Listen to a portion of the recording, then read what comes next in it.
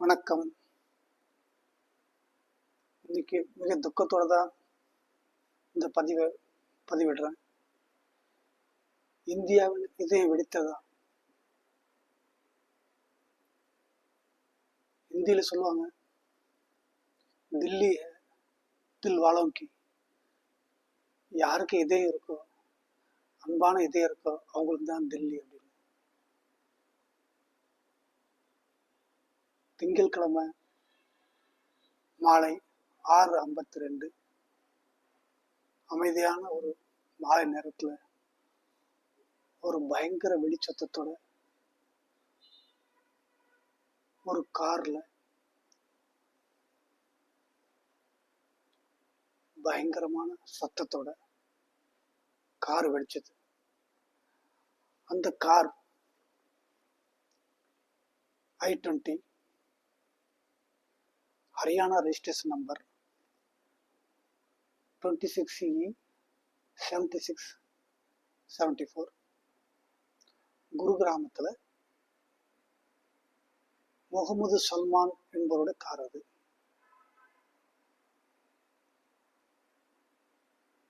பின் எண்ணெய் அதிகாரிகள் உடனே அவரை தொடர்பு கொண்டு அவரை விசாரிக்கும் போது, அவர் ஏற்கனவே நான் காரை வித்துட்டேன், நான் நதீமுன்னு ஒரு தட்டு வித்துட்டேன் அப்படின்னு அவர் ஸ்டேட்மெண்ட் கொடுக்குறாரு. வந்து என்னைய டீப்லி விசாரிக்க ஆரம்பிச்சிட்டாங்க. இந்த கார் எப்போ உள்ள வந்தது? செங்கோட்டை உங்களுக்கு தெரியும், அது ரொம்ப ரஷ்ஷான இடம். இதுக்கு முன்னாடியே அதில் ஒரு தடவை நடந்திருக்கு செங்கோட்டையில். இப்போ நடந்தது சரியா ஜேக்கப் போலீஸ் 9ஆம் தேதி ஹரியானாவில் ஃபரீதாபாத்தில் டாக்டர் முகமதில் சக்கீஸ் அவர் டாக்டர் படித்தவர். அவர் அங்கே ஒரு வாடகை வீடு எடுத்து தங்கி அங்கே இருக்கார். முகமது சக்கீல் வாடகை வீடு எடுத்து தங்கி அங்கே இருக்கார். அவர் வாடகை எடுத்துக்க வீட்டில் 2900 kg ஐஇடி பிளாஸ்ட் பண்ணுறதுக்கு ரெடியான ஒரு வெடிப்பொருட்களை பதுக்கி வச்சிருக்காரு. அவரை பிடிச்சதுக்கு அப்புறம் அவருடைய காதலியான ஜம்மு காஷ்மீர்ல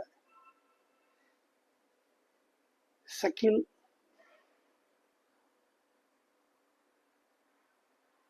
போலீஸ், ஜேஎன்கே போலீஸ், உளவுத்துறை போய் விசாரணை ஆரம்பிக்கவோ அவங்க கார்ல AK-47 வெப்பன் இருந்துச்சு. அதே மாதிரி பார்த்துங்க, இவரோட சேர்ந்து இன்னொரு டாக்டர் இருக்காரு. அவரு பேரு டாக்டர் ஆதில் அகமது. இவரு சாரன்பூர்ல GMCல பிராக்டிஸ் பண்ணிட்டு இருக்காரு.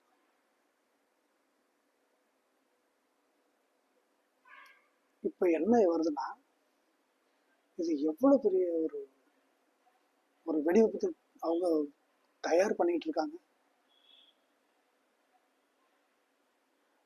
இந்த வெடிவிபத்துல ஆன் த ஸ்பாட் 10 பேர் மரணம், காயம் 24 பேர்.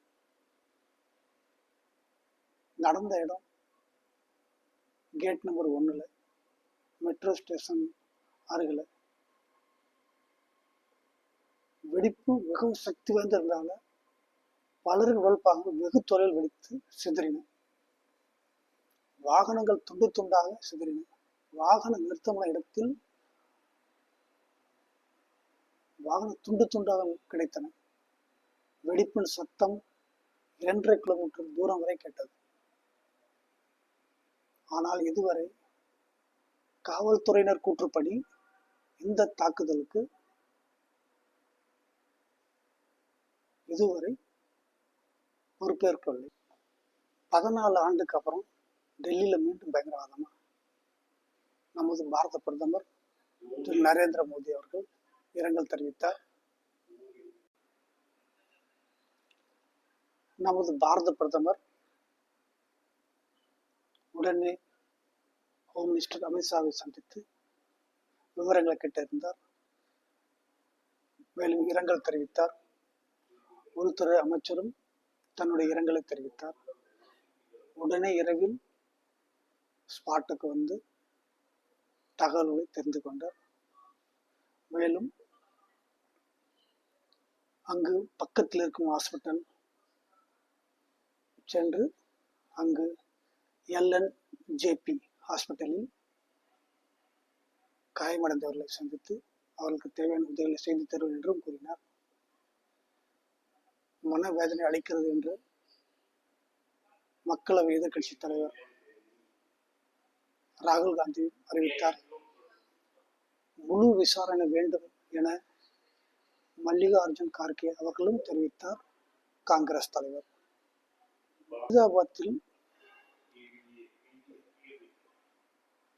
கிடைத்த IED பொருட்கள் அம்மோனியம் நைட்ரேட் இந்த கார்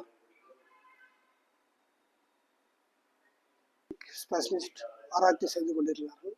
இதில் NIA, NSG, Delhi police, FSL, forensic science laboratory, உளவுத்துறை அனைவரும் சேர்ந்துதான் பணியாற்றி கொண்டிருக்கிறார்கள். ஃபாரஸ்டிக் ஆஃபீஸர்ஸ் அங்கு உள்ள உலோகங்களை கலெக்ட் பண்ணிட்டு இருக்காங்க.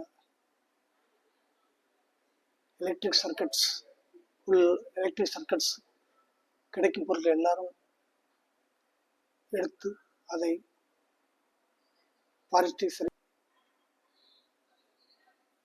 இதற்கு முன்பு 1996 லாஜ்பத் நகர் மிக பவர்ஃபுல்லான பம் பிளாஸ்ட் ஆனது. மரணம் 13 பேர். 1996 நடந்தது. 1997 சந்தர் பஜார், கரோல் பார்க்ல, ராணி பார்க்ல, சாந்தினி சோக், பஞ்சாபி பாக், மேலும் ஒரு ஓடும் பஸ்ல பஞ்சாபி பாக்ல ஒரு மிகப்பெரிய வெடிகுண்டு விபத்து நடந்துச்சு. அதுல மரணம் 25 பேருக்கு. 2000 இதே போல செங்கோட்டையில ஒரு தீவிரவாதி உள்ள நடந்து சுட ஆரம்பிச்சுன்னு அதுல 2 பேர் இருந்தாங்க. அங்க தீவிரவாதி சுட்டுக் கொல்லப்பட்டார்.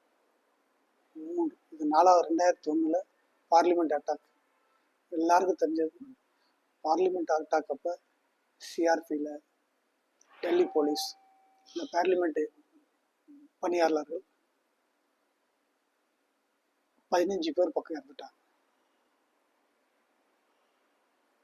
அதே போல் 2005 தீபாவளிக்கு முன்னாடி 2 நாளைக்கு முன்னாடி நடந்த பம்ஸ்கோட்ல 67 பேர் மரணம். பாடுகஞ்சில், அது ரொம்ப பாடுகஞ்சினா ரயில்வே ஸ்டேஷன் பக்கத்துல, நியூடெல்லி ரயில்வே ஸ்டேஷன் பக்கத்துலேயே 200 பேர் அதில் காயமடைஞ்சாங்க. 2008 கர்நாட் பிளேஸ், ரொம்ப டிராஃபிக்காக இருக்க இடம். ரொம்ப மக்கள் தனக்கு தேவையான பொருட்களை வாங்குற ஒரு நிறைய மால் இருக்க இடம் கர்நாட் பிளேஸ். அங்கே பிளாஸ்ட் வச்சாங்க. பிளாஸ்ட் பண்ணால 5 பேர் இறந்தாங்க.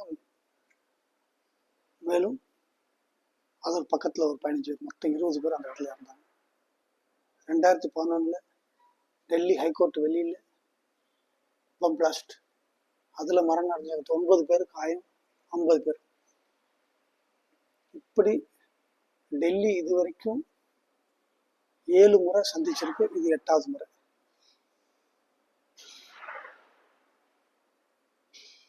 ஆனால் முன்னெல்லாம் ரியாக்ஷன் டைம் ரொம்ப லேட் ஆகும். ஆனால் இப்போ உள்ள கவர்மெண்ட்ல அப்படிலாம் கிடையாதுங்க. ரியாக்ஷன் ரொம்ப குயிக்காக இருக்கும். எந்த ஒரு தீவிரவாத இயக்கமாக இருந்தாலும் நான் சொல்ல விரும்புறது என்னன்னா, கடவுள் பெயரால எந்த ஒரு தீவிரவாதத்தையும் பண்ணாதீங்க. கடவுள் யாரையும் யாரும் கஷ்டப்படுத்த சொல்லலை. இவ்வளோ படிப்பு, அந்த டாக்டரோட படிச்சு பார்த்து 5 லட்சம் சம்பளம் கொடுத்துருக்கு. ப்ரொஃபஸர் டாக்டராக ப்ராக்டிஸ் பண்ணிட்டு இருக்காரு, எக்ஸ்ட்ரா ப்ராக்டிஸ் பண்ணிட்டு இருக்காரு. அவருடைய காதலியும் டாக்டர். உங்களுக்கு எப்படிங்க வெப்பனை வருதுலாம்? AK-47 சாதாரண விஷயமா? அசால்ட் ரைஃபிள் எங்கேருந்து இவ்வளோ சப்ளை வருது? அனந்த நாக்கில் தான் இப்போ போய் பிடிச்சிருக்காங்க. எங்கேருந்து இந்த சப்ளை கிடைக்குதுங்களா? நான் என்ன சொல்ல வருமுன்னா, ஒரு மனித உயிரை எடுத்துட்டு ஒரு மனிதன் சொர்க்கத்துக்கு போகிறதுலாம் நினச்சி கூட பார்க்க முடியாத விஷயங்க. அப்படி எதுலையுமே கிடையாது. என்னால் பேச முடியல. இந்த வருத்தத்தோட இந்த பதிவை இதோட முடிச்சுக்கிறேன். நன்றி, வணக்கம்.